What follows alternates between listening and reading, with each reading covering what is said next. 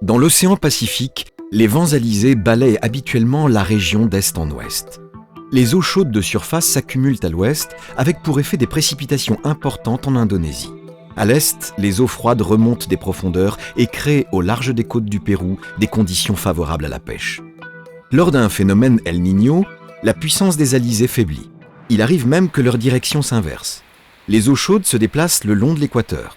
Les remontées d'eau froide sont bloquées au large du Pérou. Les bancs d'anchois disparaissent et les activités de pêche sont interrompues. C'est tout l'équilibre climatique de la région qui est perturbé. El Niño se produit périodiquement.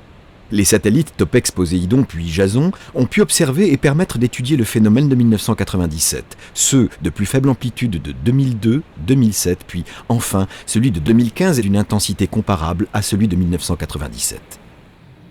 Les effets sur le climat de la planète ont été nombreux, sans toutefois toujours pouvoir assurer qu'ils étaient liés à El Niño, au changement climatique ou bien aux deux à la fois. 60 millions de personnes à travers le monde ont été affectées par des événements climatiques extrêmes en 2015-2016.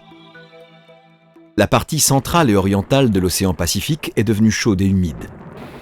Des pluies se sont abattues sur les côtes américaines en entraînant des inondations. Mais l'effet a été moindre qu'en 1997, car l'amplitude du phénomène a été plus faible près des côtes. La région occidentale est devenue sèche. En Indonésie et Papouasie-Nouvelle-Guinée, cette sécheresse a intensifié des feux de forêt sans atteindre le record de 1997, avec 2 millions d'hectares partis en fumée. Le recul manque encore pour analyser toutes les conséquences climatiques du phénomène et tenter de les prévoir. Le changement climatique interagit-il avec El Niño et dans quelle mesure ? Avec le réchauffement de la planète, les épisodes El Niño vont-ils se multiplier, s'intensifier ou se faire plus rares ?